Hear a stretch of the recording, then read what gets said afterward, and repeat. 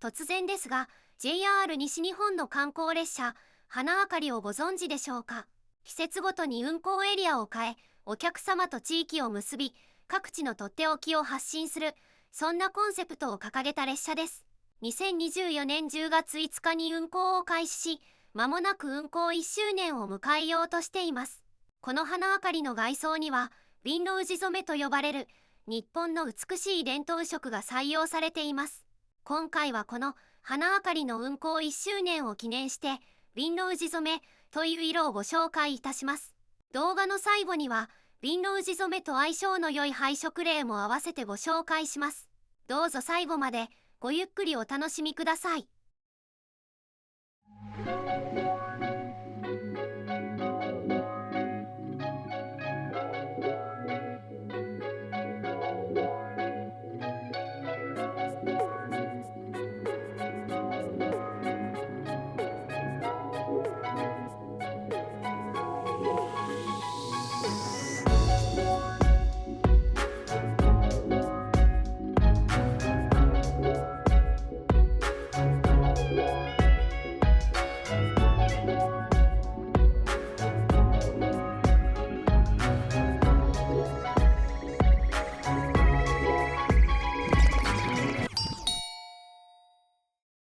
皆様、こんにちは。シェイズオブ日本です。このチャンネルでは、日本の美しい伝統色を一色ずつ取り上げ、ゆっくり丁寧にご紹介しています。今回ご紹介する伝統色は、笈綸地染めです。あまり耳にすることのない、この難しい色名には、どのような歴史や文化的背景が秘められているのでしょうか。笈綸地染めを通して、きっとあなたも、まだ知らない日本文化の魅力に出会えるはずです。それではこの色の奥深い世界を一緒に探ってまいりましょう。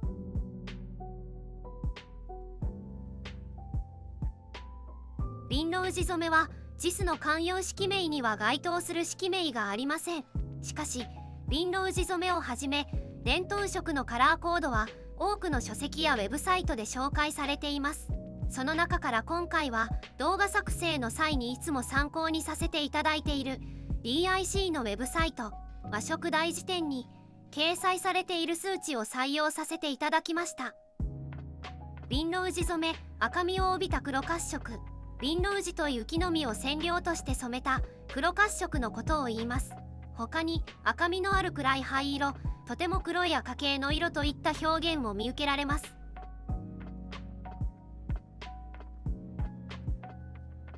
まずこの笈綸地染めを生み出す不思議な植物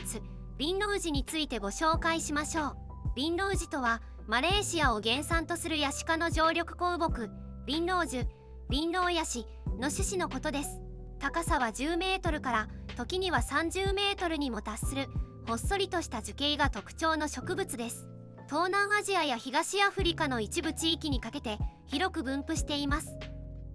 この笈綸樹、実は古代から薬用として重宝されてきました。日本では奈良時代の天平正法8年756年にはすでに海外から薬用として輸入された記録が正倉院文書に残っています。笈綸樹は駆虫作用や胃腸機能の改善、さらには権威、高圧、抗菌、抗ウイルス作用などさまざまな効能を持つとされています。現代でも全身倦怠、下肢の関節の腫れ、むくみなどに効く久美笈綸湯、更年期障害や産前産後の神経症などに効く女神散などの漢方薬の中に配合されています。近年では健康への配慮から消費が減少傾向にありますが、この笈綸樹は広くアジアや太平洋地域において昔から紙タバコのような嗜好品としても利用されてきました。この嗜好品は笈綸と呼ばれ、笈綸樹と金麻という植物の葉、そして石灰のペーストを一緒に噛みます。笈綸樹は英語でベテルナッツといい、この紙タバコを噛むことをベテルナッツチューイングと呼びます。笈綸樹に含まれるアルカロイドという成分がタバコのニコチンに似た作用を引き起こし、軽い興奮や酩酊感をもたらします。笈綸樹、金麻、石灰が口の中で化学反応を起こし、その唾液は真っ赤に染まります。ベテルナッツは国際がん研究機関 IARC によって発がん性があるとされるグループ1に分類されており、非常に危険な側面も持っていることから、近年ではその消費は減少傾向にあります。このように毒性を持つ一方で薬用としても用いられるという、まさに毒にも薬にもなる多面的な性質を秘めた植物なのです。そしてこのビンロウジが薬用としての利用にとどまらず、後に染料としても使われるようになります。ここから日本の伝統食ビンロウジ染めの物語が始まります。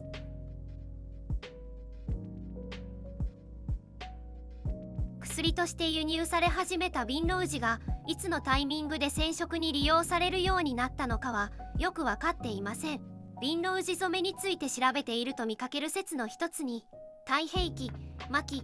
9の中に長剣の御衣に美容の裏なしを召されという文章があることから、南北朝時代にはすでに染色に用いられていたのではないかというものがあります。当方もこのことについても裏取りをと思い調べてみたのですが、私の力量不足で申し訳ございません。この件に関して確証を得られるようなものは見つけられませんでした。裏なしという言葉は裏地のついていない人への衣という意味の他に、裏付きの2枚重ねではない1枚仕立ての草履の意味もあります。この裏なしと呼ばれる草履は、いぐさやビンロウの葉を細く裂いて糸状にしたビローゲと呼ばれる素材などで編まれていたと日本語大辞典にも記載があり、さらに国会図書館のデジタルライブラリーにてさまざまな太平記を20冊ほど横断的に調べてみましたが、現代語訳されているものの中には裏なしという草履と記載の書籍もあり、この裏なしが草履を意味していた場合、文中のビンロウは染色ではなく草履の素材を指す語句である可能性が高いと考えられます。またこの文章の前後の文脈からも読むほどに草履を指すと考えるのが有力に思われます。さらにここで言うビンロウはビロウ、胡椒、味政といい、九州四国、沖縄などに自生するビンロウ樹とはまた別種のヤシ科の木のことを指すと解説している資料もあります。この説に関しては今後も引き続き調べを重ねるとともに興味を持って注視していきたいと思っています。話題を戻し、ビンロウジ染めという名前が書物等に出てくるのは江戸時代に入ってからです。寛永元年1624年において御朱印船の取扱品目の中に染料として宋やウコンとともにビンロウジの名があり白載されていたことが分かっています。おそらく1820年代くらいに作成されたと言われている手鏡模様説用という書物があります。これは着物の色や模様を調べたりするためのハンドブック、現代でいうところのファッションカタログ兼色見本帳のような本です。この手鏡模様説用の黒の敷布には上品をビンロウジ染めというと記載されており、その格式の高さがうかがえます。舶来品かつ貴重な医薬でもあるビンロウジを染料として使う上に、その染色法の複雑さや染め上がり品の性能の点からもとても高級な染め物として紋付きの黒染めの中でも最高級として珍重されてきました。借気による病気や風邪を治すなどの効用のあるこの薬を使って染めたい服を着用すれば諸々の悪者を退けると宣伝されていました。さてその染色方法ですが、ビンロウジ以外の副材料もなかなかに個性豊かなのでご紹介します。まずヤマモモの木の皮を剥がして乾燥させた葉梅皮、別名桃皮、渋木、渋皮と呼ばれタンニンの多い染料です。次に五梅子、節です。これはウルシ科のヌルデや同属の植物の若い枝や葉の裏側にヌルデシロアブラムシが寄生し、その刺し傷部分がコブ状に膨れ上がり、卵を産みつけられたところにはタンニン質が多く集まります。そのコブの大きさは直径5、6センチメートル、中空で外側は厚み約2ミリメートルです。この節は黒い染料として白髪染めやお歯黒などにも使われました。3つ目の材料は金と呼ばれる鉄媒洗剤で、成分は酢酸第一鉄です。他にも出し金、上色、お歯黒とも呼ばれます。釜の中に鉄くずとお酢、水を入れて沸騰させ、長時間火入れをして冷ましたその上澄みの液を染色に使います。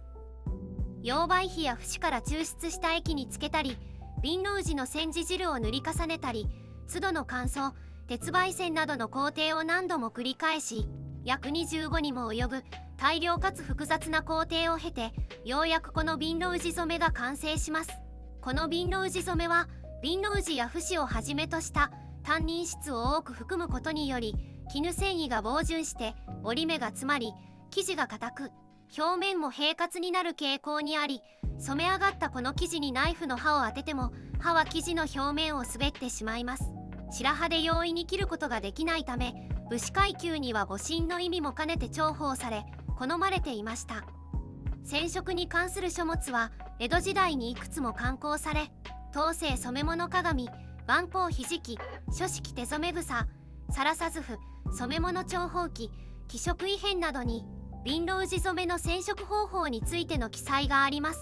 そこにはいずれもまず先に布を藍にて染めるとあります。これは藍染めによる下染めによって濃度を上げ黒色を補完し、より深みのある黒染めを目指したものと考えられます。その色相は深く、他に類を見ない色相が得られ、この技法は藍下風呂とも呼ばれて広く愛され、この技法は瓶の宇治染め以外の黒染めにおいても使用されました。ちなみに藍染めをするお店を紺屋と呼びますが、江戸時代黒染め業は茶染め屋と呼ばれました。茶染め屋は瓶の宇治染めをはじめとした各種黒染めおよびグレー、茶系の色染めを生業としていました。藍下風呂の藍染めでの下染めは紺屋に依頼し、その上に黒染めを施すという手法が取られ、紺屋とは協業関係にあったのだそうです。また書式手染房には藍下のほか黒紅染めとして周防の下染めで瓶の宇治染めをかけるという記載もあり、この技法は紅下風呂と呼ばれました。瓶の宇治染めにより生まれる独特の黒色は瓶の宇治風呂とも呼ばれました。茶染め屋の中でも特に力を入れていたのがこの瓶の宇治風呂染めであり、この染め物には本瓶の宇治染めの証として捺印や今でいうパンフレットの添付が行われたほどでした。江戸時代において染料である瓶の宇治が大変高価な品であったことがよくわかる資料の一つとして、伊原西鶴の浮世草紙公職一代女の巻2の段の中に瓶の宇治の買い置きして家を失われけるとあり、主人公の女性が島原の遊女であった時に彼女のお客様の一人が瓶の宇治の相場買いで失敗し家を失ったというくだりがあります。明治時代に入るとログウッドという染料が西洋から輸入され、これが新たに黒染めに使用されるようになります。大正時代には京黒染めにも採用されるようになり、その後ログウッドや鉄などを使ったサンド黒という染色法が開発され、さらに化学染料の輸入により安価で真っ黒に染まるブラックの化学染料を使用したブラックという染色法も広まり、現代ではこれらが黒染めの主流となりました。瓶の宇治は次第にそれらの染料にとって変わられ、現代では希少な染色技術となってしまっています。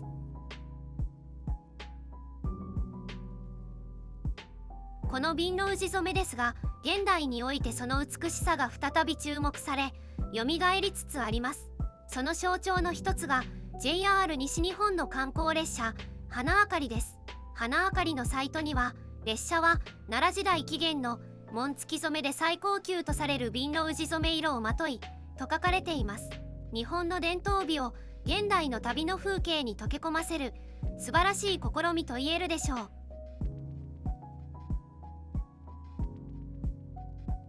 ここでは瓶の宇治染めと相性の良い配色を2つご紹介します。配色の見本帳というサイトには瓶の宇治染めと相性の良い色がいくつか紹介されています。今回瓶の宇治染めの数値データを参照させていただいた BIC 和色大辞典の中からそれらのヘックス値に近い伝統色を抽出し採用させていただきました。1つ目は古木比古木明けです。サイドに差があれど同じ赤系であることから並べた時に調和の取れた配色と言えるでしょう。この2色を用いたグラフィックとファッションのイメージを AI に作成してもらいました。どうぞご覧ください。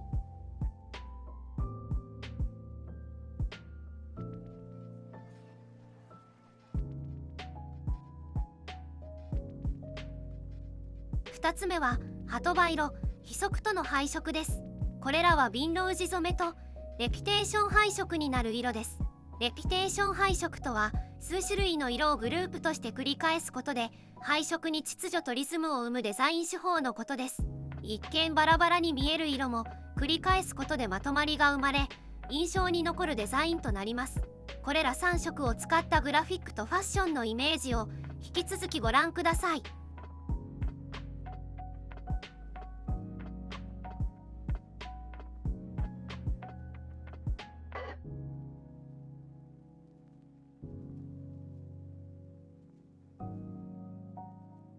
いかがでしたでしょうか。ヴィンロウジ染め、薬用として人々に恵みをもたらし、日本の武士階級の格式を彩り、そして現代において環境と地域に新たな価値を生み出しています。その身から生まれる色は、私たちの想像をはるかに超える奥深さを持っています。観光列車、花あかり、運行1周年を前に、今回はそのボディに採用されている伝統色、ヴィンロウジ染めをお送りしました。花あかりに乗車の際や見かける機会がありました際にはこの動画のことをちょっぴり思い出していただけましたら嬉しく思います。そしてこの動画が皆さんの日本文化への理解を深める一助となりましたらこの上ない幸いです。